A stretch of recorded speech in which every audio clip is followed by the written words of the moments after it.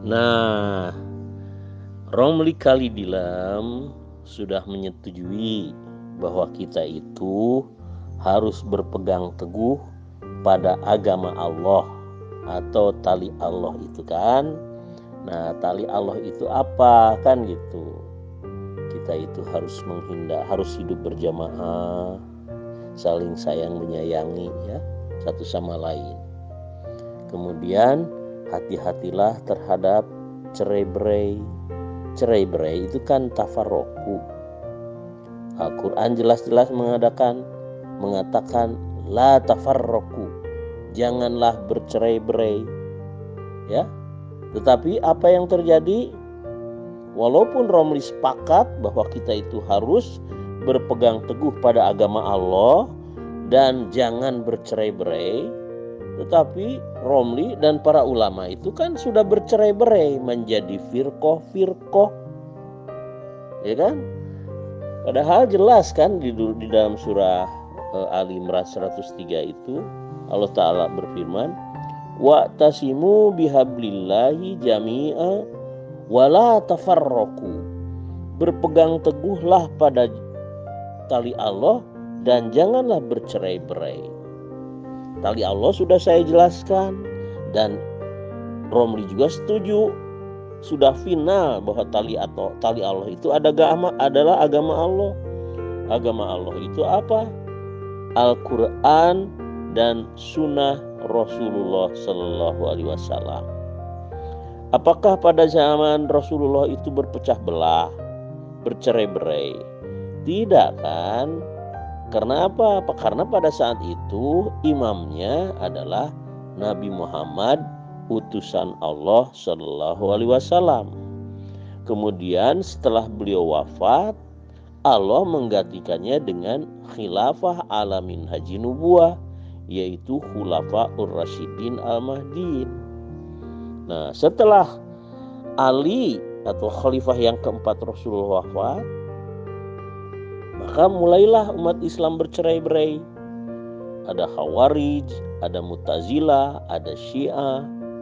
Kemudian belakangan pada awal abad ketiga Hijriah muncullah Hasan al-Asy'ari wal Maturidi yang mengumumkan atau yang mengkampanyekan ahli sunnah wal jamaah ya. Tetapi masih tetap bercerai-berai, tidak berupa jamaah muslimin internasional. Kenapa muslim internasional? Karena Nabi Muhammad SAW diutus kepada semua manusia di seluruh penjuru dunia, sehingga umat Islam di seluruh penjuru dunia itu harus bersatu dan bersaudara dalam jamaah muslimin internasional yang imamahnya mengikuti sunnah Nabi Muhammad dan sunnah Khulafair Rasyidin Al-Mahdiin.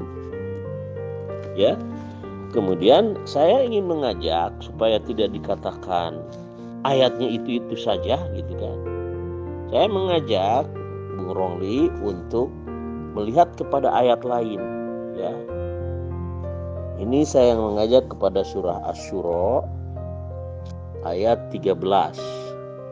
Di sana Allah Ta'ala berfirman, a'udzubillahi minasyaitonirrajim, an aqimuddina wala tatafarraqu fih kaburu 'alal musyrikina ma tad'uhum ilaihi. Yang artinya, tegakkanlah agama dan janganlah kalian bercerai-berai di dalamnya. Sungguh berat bagi orang-orang yang musyrik yang engkau seru mereka kepadanya. Nah, jadi di sini jelas ya, kita itu harus menegakkan agama secara berjamaah yang imamahnya mengikuti sunnah Nabi Muhammad dan sunnah Khulafaur Rasyidin Al-Mahdiin. Nah, sunnah Nabi Muhammad itu hanya bisa diikuti oleh Hazrat Mirza Ghulam Ahmad, Imam Mahdi, wal Masih Maud. Karena Nabi Muhammad dan Hazrat Mirza Ghulam Ahmad sama-sama utusan Allah menerima wahyu ribuan dan mendapatkan wahyu mandat Allah untuk menerima baiat. Kemudian setelah wafat keduanya digantikan oleh khilafah ala minhajin nubuwah. Ya. Nah, kemudian di sana dikatakan bahwa sungguh berat bagi orang-orang musyrik yang kau seru mereka kepadanya. Nah, ini ada kaitannya dengan surah Ar-Rum ayat 31-32, yaitu aqimis sholata wala takunu minal musyrikin. Tegakkanlah sholat dan janganlah kalian termasuk orang-orang yang musyrik. Orang yang musyrik itu selain yang tidak sholat adalah minal ladina farraqu dinahum wa kanu syia'an, yaitu mereka atau orang-orang yang memecah belah agama mereka menjadi golongan-golongan dan masing-masing golongan bangga dengan apa yang ada pada diri mereka. Nah, jadi udah jelas ya. Ali Imran 103, Asy-Syura ayat 13 dan Ar-Rum 31-32 menyatakan bahwa bercerai-berai itu memecah belah agama sama dengan musyrikin. Sementara ulama ya sudah bercerai-berai, memecah belah agama menjadi Syiah, menjadi Sunni, menjadi Wahabi. Padahal Allah Ta'ala memerintahkan wa'tasimu bihablillahi jami'a wala tafarraqu an aqimudin wala tatafarraqu fih. Ya, Al-Quran itu Romli bukan tafsir ya. Al-Quran ditafsirkan dengan ayat Al-Quran yang lain. Jadi umat Islam itu harus bersatu dalam jamaah muslimin internasional yang imamahnya mengikuti sunnah Nabi Muhammad dan sunnah khulafa'ir rasyidin al-mahdiin, yaitu Ahmadiyah, jamaah muslimin internasional yang imamahnya adalah utusan Allah dan khilafatul masih al-mahdiin. Ya. Nah, sekarang saya ingin mengajak Bung Romli Kalidilam membahas tentang surah An-Nisa ayat 59. A'udzubillahi minasyaitonirrajim. Ya ayyuhalladzina amanu atiullaha wa atiur rasula wa ulil amri minkum. Fa in tanazza'tum fi syai'in farudduhu ilallah wa rasulihi wa rasuli in kuntum tu'minuna billahi wal yaumil akhir dzalika khairu wa ahsanu ta'wila. Artinya, hai orang-orang yang beriman, taatlah kepada Allah dan taatlah kepada Rasulnya dan kepada orang-orang yang memegang kekuasaan di antara kalian. Dan jika kalian berselisih mengenai sesuatu, janganlah bercerai-berai. Itu kalau dikaitkan dengan la tafarraqu la tatafarraqu fi ya, Ali Imran 103 dan Asy-Syura ayat 13 ya. Jadi jika kalian berselisih mengenai sesuatu, janganlah kalian bercerai-berai, tetapi kembalilah hal itu kepada Allah dan Rasulnya. Farudduhu ilallah wa rasulihi. Jika kalian memang beriman kepada Allah dan hari kemudian, hal demikian itu paling baik dan paling bagus akibatnya. Nah, jelaskan. Jadi di sini ketika umat Islam sudah bercerai-berai ya, karena perbedaan pendapat, sesungguhnya tidak boleh bercerai-berai itu. La tafarraqu, la tatafarraqu fi. Tapi kenyataan ulama sudah bercerai-berai. Jadi tidak bisa dijadikan pedoman, pegangan atau menjadikan untuk menentukan hukum, tidak bisa. Karena di sini jelas kalau terjadi perbedaan harus kembali kepada Allah dan Rasulnya. Ya, itu surah An-Nisa ayat 59 itu seperti itu. Ya, jadi ini bukan kata saya, kata Al-Qur'an, ya, bahwa para ulama sekarang ini sudah meninggalkan Al-Qur'an. Al-Qur'an jelas-jelas menyatakan la tafarraqu an aqimudin wala tatafarraqu fi. Ya. Nah, malah Romli sekarang mengikuti ulama. Di sini dikatakan atiullaha wa atiur rasula wa ulil amri minkum. Taatlah kepada Allah, taatlah kepada Rasulnya. Wa ulil amri minkum, tidak ada kata atiur ulil amri minkum. Apalagi atiul ulama, tidak ada, ya. Jadi oleh karena itu kembalilah kepada Al-Quran dan taati, atau taati pula Rasulullah SAW yang menyatakan talzamu jama'atal muslimin wa imamahum fa'tazil tilkal firaq. Kalian hendaknya tetap bersama jamaah muslimin dan tinggalkanlah semua firqoh itu, termasuk firqoh atau Thariqah At-Tijaniyah itu sudah bercerai-berai. MUI juga sudah bercerai-berai. Robitoh Alam Al-Islami juga sudah bercerai-berai. Karena apa? Perintah Rasulullah sudah jelas, yaitu talzamu jama'atal muslimin wa imamahum. Hendaknya kalian tetap di dalam jamaah muslimin dan imam mereka. Imam mereka itu yang mengikuti sunnah Nabi Muhammad dan sunnah Khulafair Rasyidin Al-Mahdiin. Sunnah Nabi Muhammad itu utusan Allah. Hazrat Mirza Ghulam Ahmad juga mengikuti sunnah ini, utusan Allah. Sunnah Nabi Muhammad itu menerima ribuan wahyu syariat dan non-syariat dalam Al-Quran dan hadis qudsi. Nah, Hazrat Mirza Ghulam Ahmad juga mengikuti sunnah Nabi Muhammad itu, menerima ribuan wahyu. Tetapi karena beliau utusan Allah umat Nabi Muhammad, wahyu yang beliau terima itu seperti hadis qudsi, artinya non-syariat. Sunnah Nabi Muhammad yang berikutnya adalah wafat. Hazrat Mirza Ghulam Ahmad sudah mengikuti sunnah Nabi Muhammad, sudah wafat. Ketika keduanya wafat, Allah menggantikannya dengan khilafah alamin haji nubuah. Khilafah alamin haji nubuahnya Nabi Muhammad yaitu Khulafaur Rasyidin Al-Mahdiin.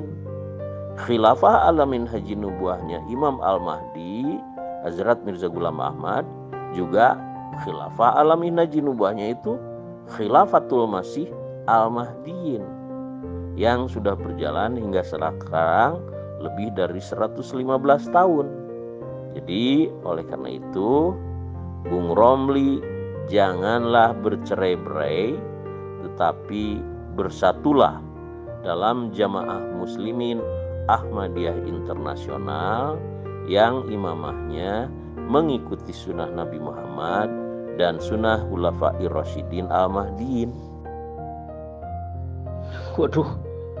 Waduh, inilah Bang Erik itu sudah dijelaskan oleh Abang Arto tadi bahwa Al-Waqiah itu tidak connect, tidak bil maksur dengan An-Nur, dengan apa yang lain. Itu gak boleh loh Abang Erik. Saya tadi sudah panjang lebar menjelaskan tentang tafsir bil maksur dan syarat-syaratnya bisa memaksurkan suatu ayat dengan ayat. Itu gak boleh itu. Syarat ahla dzikri itu seperti dijelaskan oleh berbagai ulama tadi adalah seorang mujtahid mutlak, ya. Termasuk di dalam mujtahid mutlak ini adalah imam madhab, termasuk di dalamnya adalah para mufassir yang fiqh, termasuk di dalamnya para muhaddis yang fiqh. Itu jadi syarat-syarat menjadi mufassir itu tidak langsung serta-merta ditunjukkan dalam ayat Quran, tetapi An-Nisa 59 itu ahli ilmu itu, ahli ilm ya, menurut Ibnu Katsir dan Jalaluddin As-Suyuti itu adalah seorang yang paling tidak menguasai 15 ilmu alat ya, paling tidak menguasai 400.000 hadis secara lengkap. Banyak syarat-syaratnya itu. Wah, panjenengan ini selalu memaksakan ya. Apa yang saya tanya, yang saya jawab dengan panjang lebar, Abah Narto jawab dengan tegas, singkat padat. Panjenengan selalu membawakan ayat yang tidak berhubungan dimaksur sendiri oleh panjenengan. Siapa panjenengan itu? Wong nahu sorof saja gak bisa, kok mau membawakan konsep bil maksur antara ayat Quran dengan ayat yang lain. Wah, bahaya itu. Assalamualaikum. Mohon maaf, Ayai Romi, masalah kitab antum pakarnya. Saya menghormati dan saya harus belajar tentang kitab. Antum pakarnya, referensi antum lebih paham daripada saya. Logika saya yang saya dapat dari referensi, saya nggak bisa sebutkan referensinya ya. Saya bisa seperti demikian kan hasil menyerap yang disampaikan oleh saya. Berarti yang antum pahami itu banyak, ikan bisa pimpinan perang, bisa hakim, bisa siapa saja, kan itu. Permasalahannya dari awal satu loh, tunggal kan seharusnya, karena ini Islam tunggal. Pak, maaf Pak Yai Romli, yang tadi saya analogikan seperti itu, tentunya kalau Allah emang mempersiapkan, nggak disuruh milih. Ini kan milih kan Pak Romi, yang mengangkat seperti mengangkat hakim, siapa yang mengangkat? Yang mengangkat itu jadi pimpinan, siapa yang mengangkat? Bukan Allah kan? Gitu Bari. Waktu Allah kita sepakat, waktu Nabi kita taat sepakat, yang ngangkat Nabi satu orang tunggal. Nah, pas di ulil amri minkum kita suruh milih kan, padahal Allah juga. Pertanyaan saya, ya Allah, Anda memerintahkan suruh taat, kok pimpinannya apakah suruh milih sendiri atau tidak dipersiapkan seperti seorang nabi? Kan gitu. Tunggal pimpinan untuk umat manusia alam semesta. Nah, yang antum sebutkan itu adalah atas pemilihan manusia. Kan begitu? Pak Yai Gus Romli. Sedangkan Islam ini punya otoritas akan Allah, ke Rasulnya, dan ke pelanjutnya. Kan gitu. Nah, di sini masih khilafiyah Pak Romli. Karena apa? Ini perintah Allah dan nggak disuruh milih loh. Pilihlah sendiri yang saya tadi analogikan. Pak Romli minum kopi. Pak Romli nanya ke saya, kopinya mana Pak Romli, Pak Narto? Saya suruh minum kopi. Saya jawab, pilih aja, bikin aja sendiri. Kan sama juga. Ya udah pilih aja sendiri. Apakah seperti itu kita? Padahal Allah tidak menyuruh, suruh milih pemimpin. Terima kasih Pak Yai. Afwan, maaf ini sharing ya. Terima kasih. Assalamualaikum. Wah, ini lagi-lagi Abah Erik Mubarik ini mengulang-ulang ayat, dan nanti ayat itu ditafsirkan dengan penuh vested interest untuk kepentingan Mirza Ghulam Ahmad dan ajarannya. Saya ulangi sekali lagi penjelasan itu. Jadi Ali Imran ayat 103, Bismillahirrahmanirrahim, wa'tasimu bihablillahi jami'an wa la tafarraqu, itu berkaitan dengan tali Allah, yaitu agama Allah, yaitu agama Islam. Itu titik final dan selesai, itu sudah. Jadi kita ini berpegang teguhlah terhadap agama Allah, itu final sudah. Bahwa hadis-hadisnya tadi sudah saya bacakan, kita ini harus di dalam jamaah, berhati-hatilah terhadap perpecahan, kan begitu. Itu sudah final dan sudah jelas ya. Tentang panjenengan menuduh ulama yang bercerai-berai itu, panjenengan gagal total memahami hadis iftiraq dan hadis ikhtilaf ya. Jadi hadis iftiraq dan ikhtilaf itu tidak bertentangan dengan Ali Imran 107, wa'tasimu bihablillahi jami'an wa la tafarraqu. Tetapi hadis iftiraq itu Ali Imran ayat 103. Jadi hadis iftiraq itu dan hadis ikhtilaf itu merupakan bagian kecil dari ayat wa'tasimu bihablillahi jami'an wa la tafarraqu. Karena apa? Karena hadis iftiraq persoalannya dengan madhab yang sampai sebutkan tadi, aliran-aliran gitu kan. Jadi hadis iftiraq itu bukan soal agama secara utuh dan pasti gitu loh. Tapi hadis iftiraq itu merupakan bagian dari unsur kenyataan dalam kehidupan sehari-hari. Bahwa hadis iftiraq itu seperti yang termaktub di dalam Sunan At-Tirmidzi 2565 itu sangat mutawatir ya. Karena diriwayatkan oleh Amirul Mukminin Imam Ali bin Abi Thalib, juga oleh Sa'ad bin Abi Waqqas, juga oleh Abdullah bin Umar, juga oleh Abil Darda, juga oleh Muawiyah, juga oleh Abdullah ibnu Abbas, juga oleh Jabir bin Abdullah, juga oleh Abi Umamah, juga oleh Wasilah, juga oleh Auf bin Malik, juga oleh Amru bin Auf Al-Muzani dan lain-lain. Jadi hadis yang diriwayatkan oleh banyak sahabat ini dan sangat mutawatir ini, apa panjenengan mau tolak? Siapa panjenengan itu?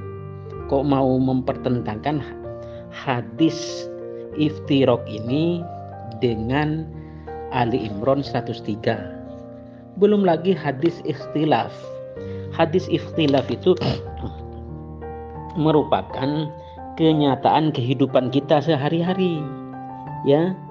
Jadi hadis iftiraq dan hadis ikhtilaf itu jangan sekali-kali panjenengan pertentangkan dengan Ali Imran 103. Justru hadis iftiraq dan hadis ikhtilaf itu menunjukkan kenyataan sehari-hari dalam persoalan furu', yaitu persoalan madhab atau aliran ya, bukan persoalan agama secara utuh begitu loh.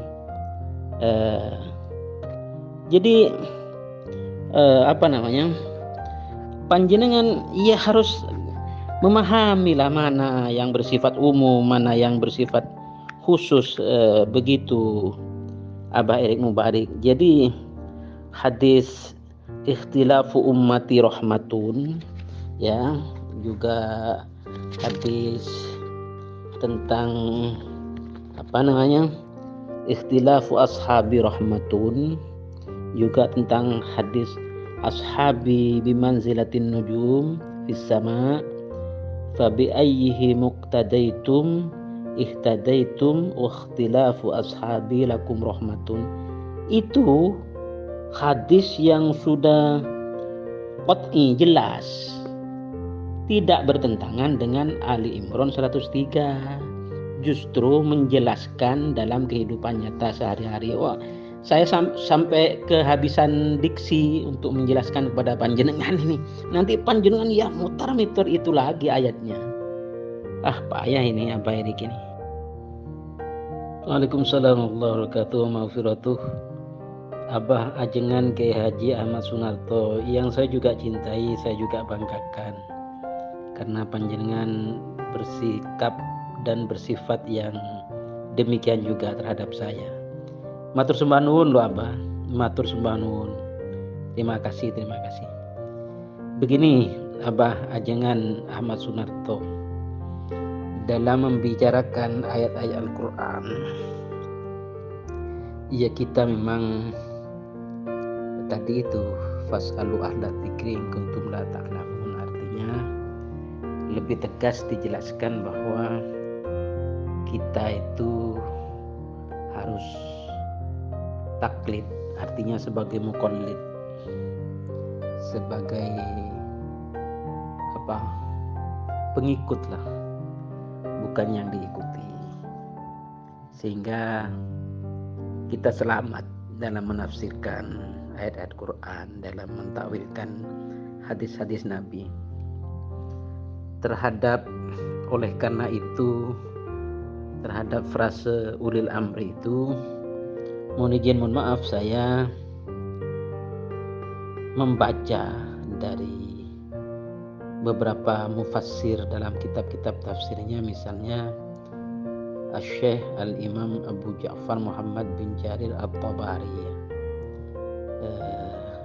menyebutkan bahwa ulil amri itu adalah satu kelompok ulama menyebutkan fokus pada umaro, ya. Tetapi ulama yang lain dalam kitab tafsir yang sama menyebut ulil amri itu adalah ahlul ilmi wal fiqih, mereka yang memiliki ilmu dan pengetahuan ilmu fikih, begitu kan. Bahkan Al-Imam Asy-Syaikh Al-Mawardi dalam tafsir Al-Mawardinya juz 1 halaman 499 sampai 500 menjelaskan bahwa ulil amri itu memiliki 4 makna. Yang pertama umaro, ya, atau pemimpin. Ini merujuk pada pendapat Ibnu Abbas, As-Sa'di, Abu Hurairah serta Ibnu Zaid dengan melihat sababun nuzulnya, sebab turunnya ayat. Yang kedua, ulil amri itu dimaksud adalah ulama dan fuqaha. Pendapat ini melalui Jabir bin Abdullah, melalui Al-Hasan, melalui Atha dan melalui Abil Aliyah, ya kan. Ini Imam Hasan loh yang sebagai pemberi jalan dalil ini. Yang ketiga, ulil amri itu merujuk kepada sahabat Nabi secara umum, ya. Tetapi ulil amri merujuk kepada 2 orang sahabat Nabi, yaitu Abu Bakar dan Umar bin Khattab. Begitu. Bukan berarti bahwa Allah itu memberikan pilihan-pilihan, itu tidak. Karena sekali lagi menafsirkan, mentakwilkan ayat Quran itu memang harus kita merujuk saja kepada ahlinya, begitu. Ajengan Kiai Haji Ahmad Sunarto. Tidak lain tidak bukan, kita akan lebih selamat daripada kita berpendapat sendiri, gitu loh. Kalau ada pendapat nanti arahnya kepada Imam Ali, ya monggo-monggo saja, sepanjang hadisnya yang disampaikan status derajat positioningnya seperti apa, gitu kan. Kan nanti bisa dikaji itu Abah dari perspektif mustalahul hadis kan. Ya demikian dulu. Matur sembah nuwun lho Abah Ajengan Ahmad Sunarto. Jadi kalau saya berdiskusi dengan panjenengan ini enak, care, welcome gitu loh. sejuk. Kalau dengan Abah Erik Ahmad Mubarik itu, iya karena berulang-ulang ya, dan tidak fokus, tidak konsisten terhadap pertanyaan saya. Jawabannya itu tidak fokus, tidak konsisten. Juga pertanyaan saya yang beragam itu mesti jawabannya ya ayatnya, hadisnya itu saja. Itu pun tafsir dan takwilnya dibelokkan sedemikian rupa untuk kepentingan Mirza Ghulam Ahmad dan ajarannya. Sehingga beliau itu, Abah Sunarto, Abah Erik Mubarik itu saya gelari sebagai pemerkosa, perampok, perampas tafsir dan takwil ayat Al-Quran dan matan hadis-hadis Nabi. Itu masih lumayan loh, daripada seperti ancaman hadis baginda Nabi itu terhadap orang semacam itu. Bismillahirrahmanirrahim. Man ta'allama al-Qur'ana bi ghairi ilmin falyatabawwa maq'adahu finnar. Atau kama qala, ada hadis lain yang maknanya man qala al-Qur'ana bi ghairi ilmin falyatabawwa maq'adahu finnar. Atau kama qala, seperti itu. Iya begitu. Ala kulli hal, matur sembah nuwun, matur sewu selangkong untuk terkhusus ajengan Kiai Haji Ahmad Sunarto. Lanjut. Wallahul muwaffiq ila aqwamit thoriq. Assalamualaikum warahmatullahi wabarakatuh. Terima kasih Kiai Gus Romli yang saya sangat cintai, dan untuk memicu saya untuk mencari referensi yang antum maksud. Oke, ini juga terima kasih, biar saya juga bisa mengeluarkan dalil-dalil naklinya. Ya, sementara sampai di sini dulu. Kiai Gus Romli yang saya hormati dan yang saya sangat cintai. Bismillahirrahmanirrahim. Alhamdulillahirabbil alamin. Rabbis rohli sadri wa yassirli amri wahlul 'uqdatam min lisani yafqahu qawli. Allahumma shalli ala Muhammad wa ali Muhammad wa ajil farajahum. Assalamualaikum. Waalaikumsalam warahmatullahi wabarakatuh wa maghfiratuh. Nggih, matur sembah nuwun ajengan Kiai Haji Ahmad Sunarto yang saya banggakan, saya cintai karena Allah. Terima kasih atas atensi juga respon positif dari panjenengan. Juga terima kasih loh terhadap Abah Haji Erik Ahmad Mubarik, pentolan pembesar Jamaah Ahmadiyah Indonesia dari Parung atau dari Bogor, yang turut aktif berdialog, dan responnya ya cukup positif lah, walaupun terkesan tidak konsisten, tidak kontekstual apa yang ditanyakan, apa yang dijawabkan. Dan yang jelas dan pasti ayat dan hadis yang ditampilkan oleh Abangda Haji Erik Ahmad Mubarik selalu tafsir dan takwilnya dibelokkan dengan vested interest yang sangat tinggi untuk kepentingan Mirza Ghulam Ahmad dan ajarannya. Ala kulli hal, mohon izin, mohon maaf dan matur sembah nuwun. Terima kasih juga. Wabil khusus terhadap sahibul Zoom, sahibul grup, khusus Voice Note Islam, yaitu abahku, abangku, tersayang, tercinta, terbanggakan, yaitu owner dan sutradara utama dari Zoom BKC Bang Kismet Channel dari Riau.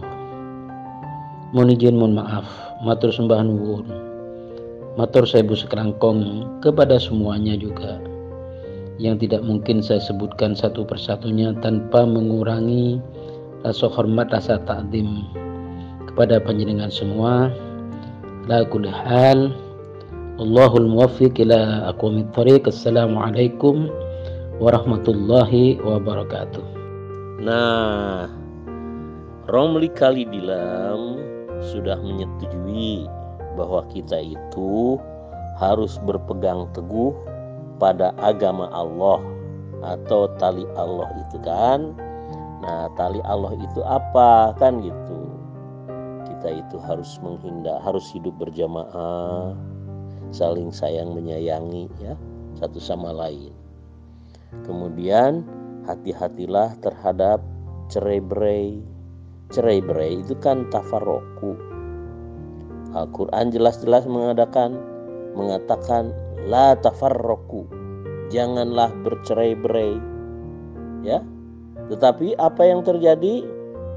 Walaupun Romli sepakat bahwa kita itu harus berpegang teguh pada agama Allah dan jangan bercerai-berai, tetapi Romli dan para ulama itu kan sudah bercerai-berai menjadi firqoh-firqoh, ya kan?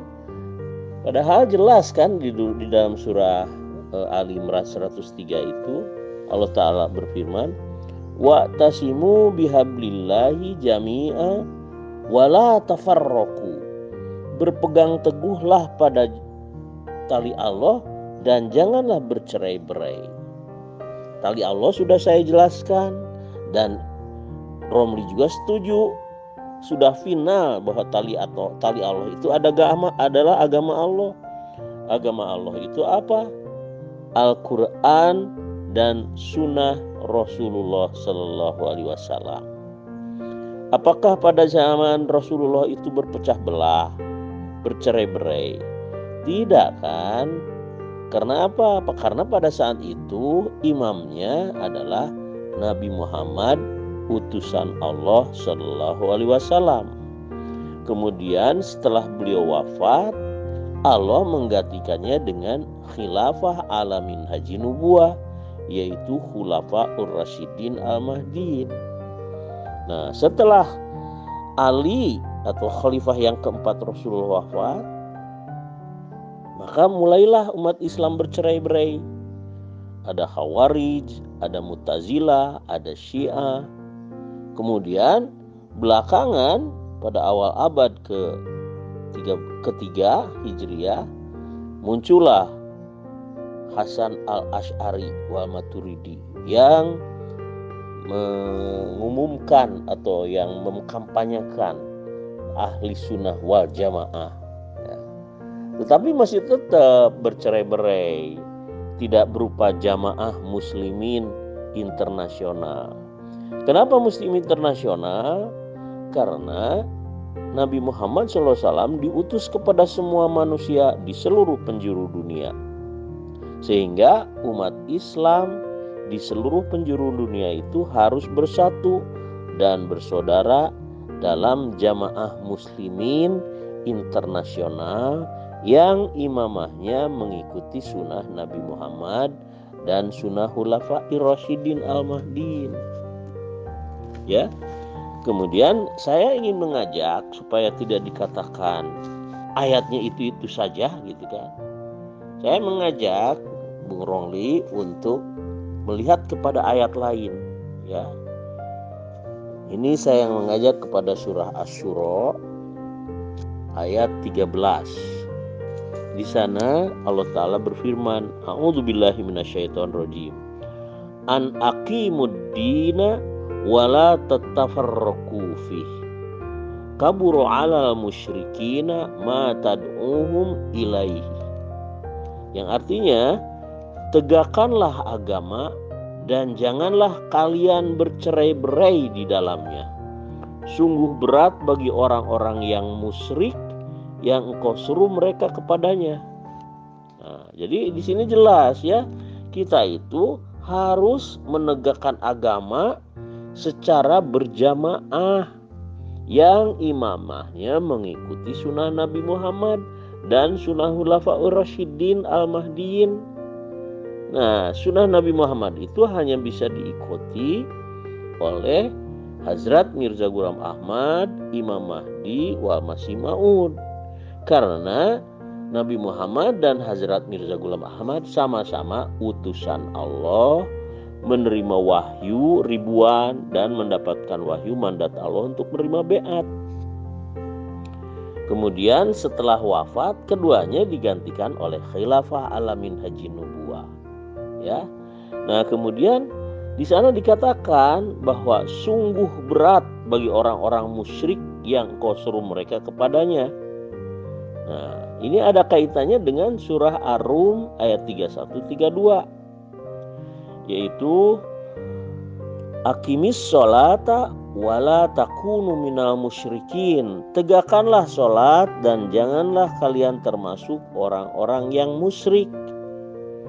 Orang yang musyrik itu selain yang tidak sholat adalah minal ladzina farraqu dinahum wa kanu syia'an, yaitu mereka atau orang-orang yang memecah belah agama mereka menjadi golongan-golongan dan masing-masing golongan bangga dengan apa yang ada pada diri mereka.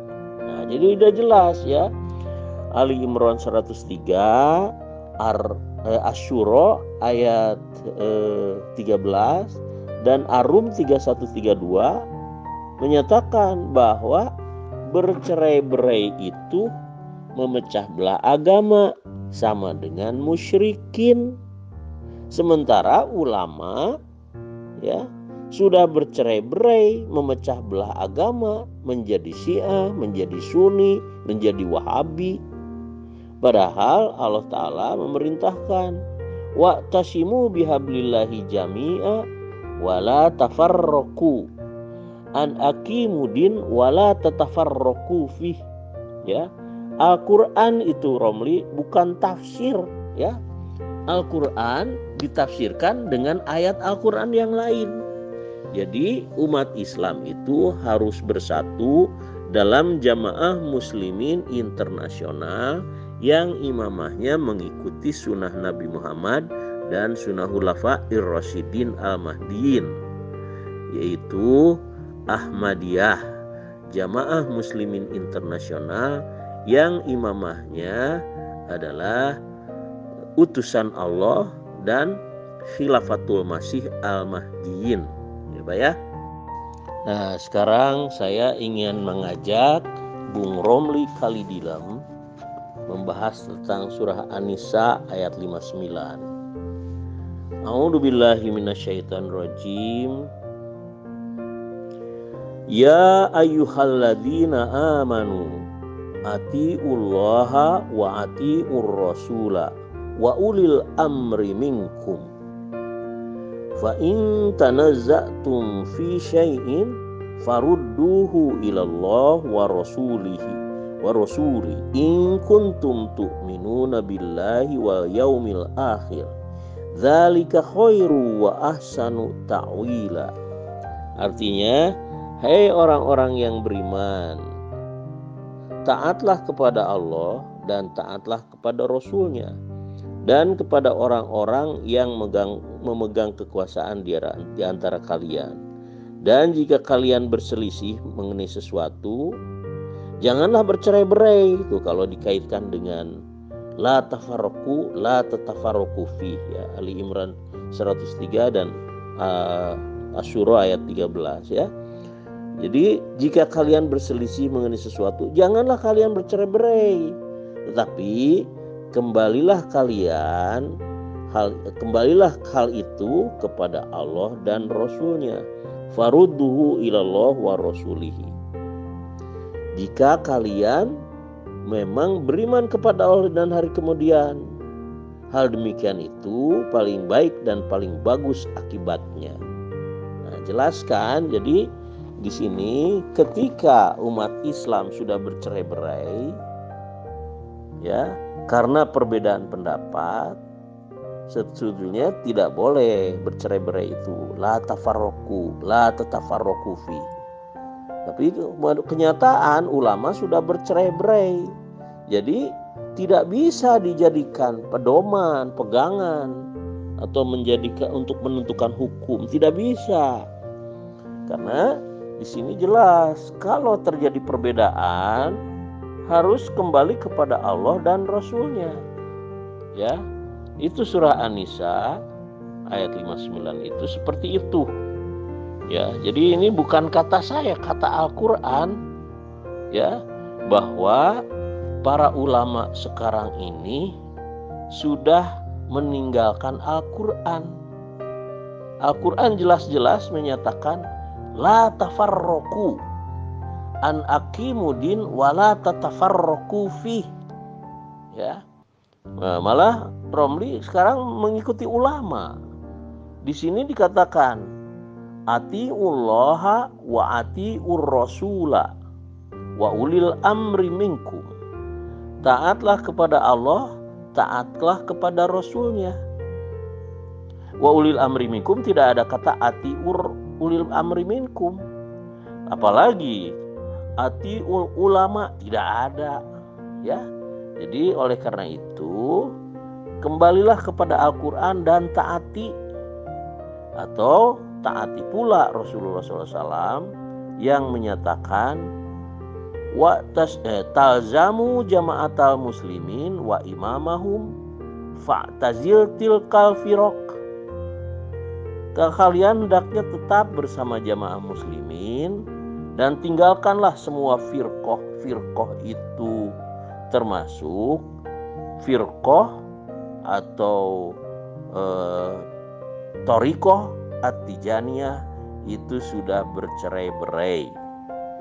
MUI juga sudah bercerai-berai. Robitoh Alam Al-Islami juga sudah bercerai-berai. Karena apa?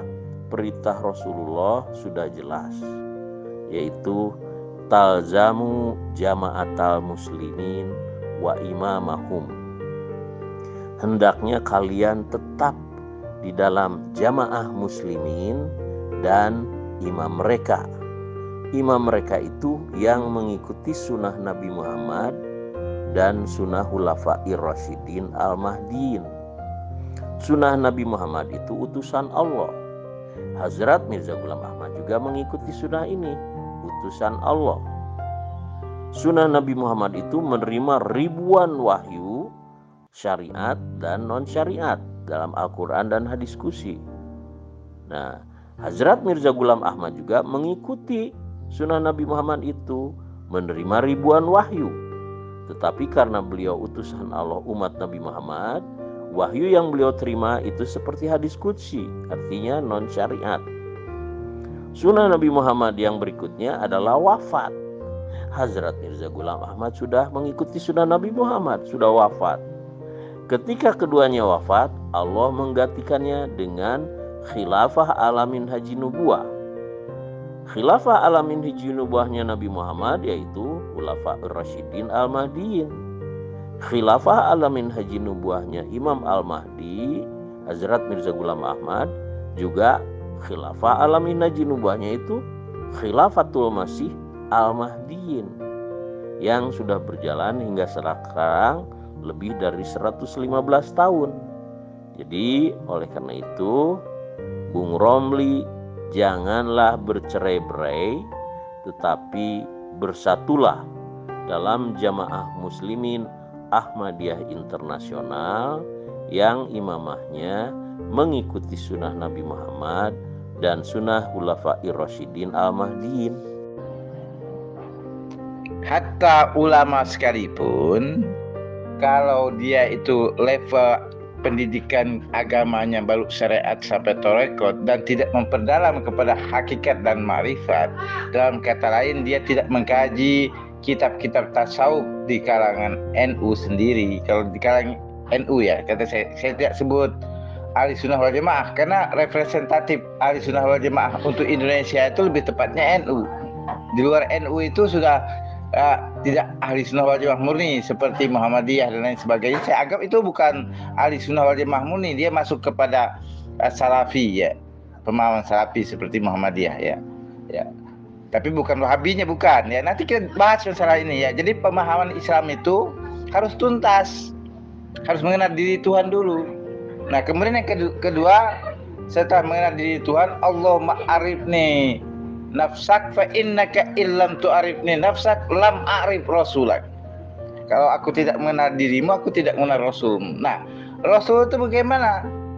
Apa Anda mengenal Rasul Muhammad yang di Mekah wafat di Madinah itu? Kapan Anda ketemu beliau? Kapan? Kita harus betul-betul kenal dengan dirinya Allah. Kita harus kenal dengan dirinya Rasulullah, ya kan? Kalau kenal nama, semua umat Islam namanya tahu. Tapi kalau kenal dirinya Rasulullah itu, tidak semua orang tahu kecuali dia mengkaji betul-betul tentang dirinya Rasulullah. Nah yang ketiga, setelah kenal dirinya Rasulullah, Allahumma arifni rasulak fa innaka illam tu'arifni rasulak lam a'rif hujjatak. Ya Allah, kenalkan aku dengan Rasulmu. Kalau aku tidak mengenal Rasulmu, aku tidak mengenal hujahmu. Nah apa itu hujahmu? Nah ini persoalan.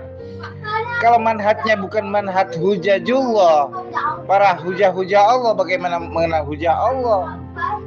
Hujah Allah itu adalah para khalifah, para imam yang dilantik oleh Allah Subhanahu wa taala secara hakikiyah. Artinya mereka tidak ada dilantik oleh manusia dengan surah dan sebagainya macam itu. Kalau sudah dilantik oleh Allah secara surah, itu namanya khalifah politik ya, imam politik. Kalau hujajullah, imamnya hakikat, khalifahnya hakikat, itu lantikan Allah, tidak ada amrunas di sana, tidak ada urusan manusia. Contoh, adakah orang mengangkat mengangkat Nabi Adam sebagai khalifah dengan musyawarah? Ada nggak? Kan nggak ada. Adakah orang mengangkat Nabi Daud sebagai khalifah? Nggak ada. Adakah orang mengangkat Nabi Ibrahim sebagai imam? Nggak ada. Karena Nabi Daud jadi khalifah, Nabi Adam jadi khalifah, Nabi Ibrahim jadi imam. Itu semata-mata urusan Allah, nggak ada campur tangan manusia di dalamnya. Kenapa kalian campur tangan urusan khalifah, urusan imam ini hingga diangkatnya Abu Bakar, Umar, Utsman, Ali dan 4 khulafaur rasyidin itu? 4 khulafaur rasyidin itu sudah ada amrun nas, campur tangan manusia. Sedangkan yang disebut hujah Allah itu nggak ada campur tangan manusia. Artinya dia itu diangkat tanpa ada sedikit pun, seujung rambut pun manusia ikut andil dalam pengangkatan yang menjadikan mereka sebagai khalifah atau imam. Tetapi kalau khulafaur rasyidinnya Ahli Sunnah wal Jamaah itu ada campur tangan manusia. Salah apa benar? Tidak salah. Kalau sudah ada campur manusia itu artinya itu politik, bukan agama itu. Jadi Anda itu beragama politik, bukan beragama agama. Kalau beragama agama, amrullah, urusan Allah, ketetapan Allah yang nggak bisa diubah. Kalau politik bisa diubah-ubah. Nah, kemarin kita milih Jokowi, besok kita milih Anies Baswedan kan? Wah politik, ya kan? Bisa pilih-pilih sendiri. Kalau namanya amrullah nggak boleh pilih-pilih sendiri. Nah itu kesesatan. Kesesatan masalah amrullah, pilih-pilih sendiri. Anda pilih sendiri imam, Anda pilih sendiri khalifah. Padahal itu amrullah, urusan Allah. Siapa urusan Allah setelah Rasulullah wafat? Imam, khalifah, urusan Allah. 12 imam, 12 mahdi. Isna asara imaman wa isna asara mahdian. Nggak ikut ini, tersesat. Demikian saudara-saudara makna sesat menurut Al-Yamani. Demikian. Wassallallahu ala Muhammadin wa ali Muhammad alaihimah wal mahdiin wa salim tasliman katsira. Kemudian kita uraikan satu persatu. Allahumma arifni nafsak. Ya Allah, kenalkan aku dengan dirimu. Nah, artinya yang harus kita kenal itu adalah nafsnya Allah Subhanahu wa ta'ala, yaitu nafsnya, dirinya. Nah, agar kita kenal dengan dirinya, kita harus mengenal zatnya. Agar kita mengenal zatnya, kita harus mengenal sifatnya. Agar kita mengenal sifatnya, kita harus mengenal asma'nya. Ya. yang dikenal dengan Asmaul Husna, ya. Kalau kita ingin kenal asma'nya, harus kenal af'alnya. Nah, itu kan tahapan-tahapan, harus mengenal dirinya. Pada umumnya, maaf, umat Islam itu hanya sampai pada level hanya mengenal namanya Allah. Tuhan itu namanya Allah, tapi nggak tahu dirinya Allah itu mana, zatnya Allah itu mana, sifatnya Allah itu mana, asma'nya Allah itu mana, af'al Allah itu mana, nggak dikaji sampai ke sana. Assalamualaikum warahmatullahi wabarakatuh. Bismillahirrahmanirrahim. Alhamdulillahirabbil alamin, wassalatu wassalamu ala asyrafil anbiya'i wal mursalin wa ala alihi thayyibin at-tahirin al-immati wal mahdiyin wa sallim tasliman katsira. Tentang sesat, saya hanya mengambil doa dari Ahlul Bait. Sekarang renungkan apa itu sesat, ya. Maksudnya penyebab sesat, ya. Penyebab orang itu jadi sesat itu gimana? Doanya yaitu Allahumma arifni nafsak fa innaka illam tu'arifni nafsak lam a'rif rasulak. Allahumma arifni rasulak fa innaka illam tu'arifni rasulak lam a'rif hujjatak. Allahumma arifni hujjatak fa innaka illam tu'arifni hujjatak dolaltu an dini. Nah, maka akan saya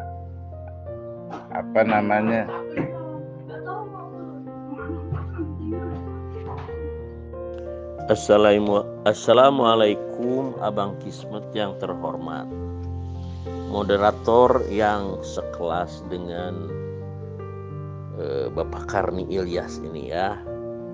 Saya menyarankan untuk malam ini untuk membahas satu tema yang menarik. Ya, satu pilihan nih Pak, ya. Satu, apa arti Nabi, Rasul, Khalifah menurut Al-Quran? Yang kedua, jangan menurut hadis, ya, menurut Al-Quran saja. Yang kedua, apa jenis-jenis Nabi dan Rasul menurut Al-Quran dan menurut Al-Quran saja. Yang ketiga, apa arti Imam Mahdi menurut Al-Quran dan hadis? Dari tiga pilihan itu silahkan tentukan yang pertama, kedua, ketiga, ya. Karena dengan memahami itu, maka kita akan memahami arti khataman nabiyyin dan la nabiyya ba'di, ya.